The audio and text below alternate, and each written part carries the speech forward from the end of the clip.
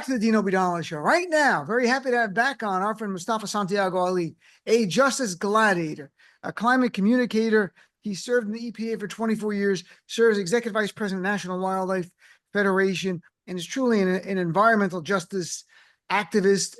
And there's so much to cover. Mustafa, nice to see you. I know it's busy time. It's a struggling. It's a time that weighs on all of us. Like I get it. There were times when I didn't need vacations. Now there are times I need vacations just to be able to recharge to go back to the fight. I mean, I'm completely there with you. We have to take care of ourselves mentally, physically, and spiritually. But I also balance that out with the fact that our most vulnerable communities never get a chance to take a break from what they're dealing with. And unfortunately, we see it continue day after day after day. That's very true. Very much so. So let's talk about the horrific nightmare in Texas. I don't even, all these, one of the worst nightmares of a parent is their child is killed like this. And so many children are dead. The numbers, we're still missing some. Can you make any sense first from a weather point of view or from a climate point of view? Because I think what people are struggling with is how does the storm go that fast in 45-minute window to rise? And the reports are 15, 20 feet up from the ground in terms of flooding that fast. Yeah, my heart continues to break. I've been, a part of emergency response teams for both man-made and natural disasters. So unfortunately, I see these types of things, or I have seen these types of things over and over again. What we have in this particular situation is all this moisture that's in the air now. And of course, we have a warming up of our planet. So over top of the Gulf, there was this moisture plume, if you will. And the storm stalled for there. And then it created this extremely humid air. And when you have that type of a situation, you have, what some people call these bombs, these rain bombs, where huge amounts of rain actually come down in a very short amount of time. And then, many locations don't have the infrastructure to deal with it. Some of it is topography and not being able to, suck the water up. So it all moves into these channels and rivers and creeks. And then you just have these biblical floods that continue to happen. So that's the situation that we found here in Central Texas is, just a huge amount of moisture. And then it just released there in Hill County and some of the other counties that were close by. From what I was reading, they call this area Flash Flood Alley. So they have a history of flooding. I've heard various representatives from Texas talk about this, but this storm, they said, caught them off guard because now we're getting close to almost 100 deaths. The last storm that took that many lives in Texas was in the early 1900s, before we had all the advanced technology that we have, from satellites to advanced warning systems. And that's what makes it really jarring. Like, how in today's world, 2025, can we lose these many lives when we have so many diagnostic and warning tools available? Well, a part of it is the denial that we continue to have, that we are not dealing with a climate crisis. So when you start from that paradigm, then you're not going to put the things in place that are necessary. You're not going to make the investments that are necessary, and people's lives are going to be taken. It is about information, but it is also about infrastructure, right? The information side is making sure that we have the scientific community being honored, making sure that what they're sharing with us is taken seriously, and that we're building to deal with the increases that are going to happen. So when people say, I didn't know, we didn't know, they didn't think it was possible, that's not completely true, because both the IPCC and the National Climate Assessments have shared with us, that these types of things were going to increase. Texas knows, because of a few different scientific organizations have spoken to them about the increases that would happen inside the state, and even more specifically there along the Guadalupe River. USGS and others, I think it was 2019 was the last time that they shared, that this was an area that it's not just a floodplain, but there would be increases that were happening there. The other side of it, Dean, that most people don't talk enough about is there in the Texas House, there was a Bill 13, the Texas House Bill 13, that actually, would have given people the opportunity to build the infrastructure, the emergency infrastructure, have, folks talking more, making sure that wherever there were gaps inside of the system that it was being addressed, but folks decided that it wasn't something that they wanted to move forward on. So when we look at both science and policy, there are folks who've been sharing time and time again, please pay attention. This is significant and will unfortunately lose lives. And is it likely, based on the climate and the direction we're going, that these kind of storms will be more frequent and that even potentially even deadlier going forward? Well, the answer to that is yes. That's what the science is telling us, the best available science by the best minds that we have across the planet in this particular moment. But Texas has examples, Dean. You have back in, what was it, August, I believe, of 2022 over there in Dallas and Fort Worth. You had a 1,000-year flood. Let me just talk a little bit about that real quickly. Sure. So we used to talk about 50-year and 100-year floods. But now, because of the climate emergencies that we see going on, we now are talking about 500-year and 1,000-year floods. That's statistical probability and also how much damage is done. And this happened to be a 1,000-year flood. So it's not like folks don't know. It's not like Texas doesn't have experience with flooding. Flooding happens, but the climate crisis is exacerbating that. It's making them stronger and more deadly. So I think it's really interesting. I've never drilled down on these terms like 500-year flood, 100-year flood. So that's not, there's some data that defines that you're telling us. I didn't know that. Well, could you share a little bit about that? I find it really intriguing. Yeah, folks can go over to FEMA. Hopefully the data is still there, the information is still there, but it's out on the web, where you could actually just Google 50-year, 100-year, 500-year, 1,000-year floods, and it'll show you about the statistical probabilities. Of course, FEMA has the flood map, so they know the areas that are most vulnerable. So having an understanding of what those possibilities are helps you to better prepare. But let me also share this, Dean. When we used to talk about 50-year, 100-year, 500 and 1,000-year floods, we also at that time weren't talking about climate impacts. So now, where before something might happen, the probability might be 1%. So, in a year time, you have, that small possibility of something happening. The climate crisis is now making it so that it's not just a once in 100-year type of thing. It can literally happen every year. The statistical probability is still there, but it could literally happen year after year after year. And Texas just has to take a look over the last 3 years to see, 2,000-year, two events that are labeled as 1,000-year floods, to hopefully help people to understand. And now is the moment to actually wake up and to do something to keep people protected. I'm chatting with our friend Mustafa Santiago Ali. So you mentioned FEMA. I was going to ask you more later, but since you raised it, Donald Trump has talked about ending it, but then at the same time, he's talked about him from the White House deciding who gets aid, which will be the states that support him or governors who beg to him, that kind of stuff. What would happen, though, as a practical matter, if there was no more FEMA and you put the burden on each state to bear the brunt of a horrific tragedy that's from natural disasters that we've seen, the things we can't even imagine going forward as climate change changes, it gets even more dangerous?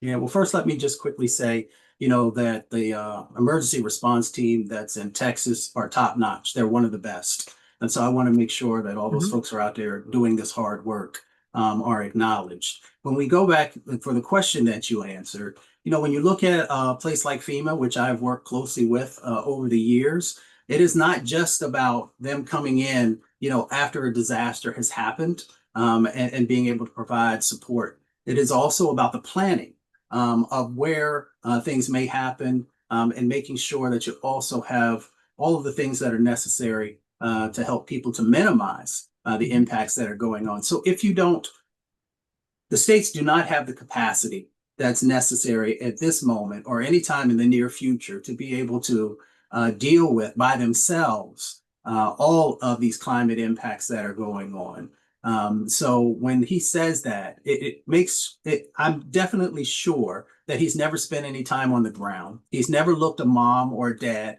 in the eye when they have the reality that they're never going to see their child again, or moms or dads disappearing, aunts and uncles, so forth and so on. FEMA is critically needed and critically necessary if you understand the science. and if you have ever spent time with real people on the ground, just as NOAA is needed, the Weather Service is needed. All of these play a critical role working together to keep people safe, and no state has the capacity to handle this by themselves. You know, to that point, in May, 5 former National Weather Service directors, both Democrat and Republican appointees, wrote an open letter. And you read it now, and it's so predictive of what has happened. Even though I can't say one for one that the cuts resulted in more deaths of children and men and women over the weekend, but they can say, and I'll read from the letter here, that they warned, our worst nightmares that the weather forecast offices will be so understaffed that there will be needless loss of life. And that concerns me. And it was almost like you talk about the denial of climate change, the denial of this. It wasn't like the Trump administration said, hey, we hear what they're saying, but we're going to do it in a way that's responsible, that won't happen. No, so I can't tell you if this service in the San Antonio area was truly understaffed or not. We read they had the staff they needed, but were they deprived of the other resources that would have helped them as they got the storm? We don't know the answer, but we do know people who worked at this from both the left and the right said these cuts are dangerous to humanity, to lives. And look what we've seen. What can you share? What's your reaction to that? Well, I think about James Baldwin when he once said that if I love you, I have to make you conscious of the things you don't see. So for those who continue to say that they don't see these types of things, the data, people's life experiences are showing that they are increasing and that they're becoming more deadly and more dangerous. I know some of the folks that you just referenced. They're very level-headed individuals, and they're just sharing that we've got to take this serious, that we've got to make the investments. And if we don't, we're going to lose lives. And I'm always baffled when people, because this does not have to be a political issue. It doesn't have to be a partisan issue. This is about the lives of people across our country. In this particular instance, they're in Central Texas, who deserved to have information, who deserve to have, the protection that's necessary. And we have politicians who, for whatever reason, are not doing what's necessary to keep people safe. It really, when you hear about Trump wanting to get rid of FEMA and the way, like these guttings, the National Weather Service, without any regard to the big picture, it almost like that Donald Trump wants to deconstruct the United States of America and put us back as states, almost like the Articles of Confederacy. I don't mean the South Confederacy. Before we had our Constitution, we had the Articles of the Confederacy. Very weak central government. The states really ran things. They had a lot of fight. They even had tariffs against each other, the states. It was a tough, challenging time. And it almost seems like on some level, he wants to deconstruct this nation, which is not why we're the United States of America. We're here to help each other as fellow Americans. I don't think he subscribes to that. Yeah, he's continued to try to dismantle and deconstruct, as you said, and it makes us more vulnerable, right? Not only in this moment, but with the things that we're going to face. The question should be, do we have what we need to deal with the current sets of situations and what we are predicting is coming? Do we have the number one system, around the planet? Many folks look to our federal agencies and the steps that they have in place, the resources, how they've divined them. Do they talk with individuals who are on the ground to understand what they're asking for as well? And unfortunately, it doesn't seem like the current president has even looked at all the work that has gone on, what people have said may need to be strengthened, where the gaps are in the process. Because to totally deconstruct and dismantle this leaves people in a very dangerous situation. So going forward, we cannot flip a switch to prevent climate change from getting more dangerous to us. So then is the burden on states, municipalities, and the federal government to have more safeguards? For example, they talked about more warning systems on the river, similar to tornado warnings, that kind of stuff. Is that where there should be an investment to save lives? Oh, without a doubt. I mean, it's about, you and I have talked about this a little bit before. It's about 21st century infrastructure, right? That infrastructure, both man-made and natural, that helps us to not only adapt and become more resilient to what's going on, but to really, make sure that we're doing the extra things that are necessary to better protect. I'm sure if we ask any of those parents or others who unfortunately lost lives, should we be doing more? Should we be making the investments? I'm pretty sure that the answer would be yes. So we have an opportunity. And just let me add one additional thing, Dean, that you said there. We can begin to minimize the impacts if we don't address, what the role that fossil fuels are playing. Of course, we know that this administration has talked about drill, baby, drill, and dig, baby, dig, and all this other kind of stuff. That's dangerous, both rhetoric and sets of actions, because you are going to continue to fuel the climate crisis that are going on. So whether it is actions on the state level, right, like we talked about Texas House Bill 13, or on the federal level, we need to be making more investments, not less investments. We need to be making sure that people have relevant information that is ground truth, as well as coming from scientific experts, to be able to address what's happening. We've talked many times over the years about climate change issues, where we're going, environmental refugees we're going to have, climate change refugees that we're going to have. And there's no doubt, as we live, and I know this is anecdotal, but I have to share where I live. I mean, I live in New York City. We had, last year we had the fires from Canada, but this year we had levels of heat that I never can remember where you couldn't go outside. And to me, it reminded me of our conversations where you talk about more and more portions of our nation will become uninhabitable outside. Like kids won't be able to go outside. Adults can't go outside. Your life is maybe underground. Are we on that path now? Is this going to be more and more frequent where our planet and our nation becomes more and more unlivable for larger periods of time each year going forward?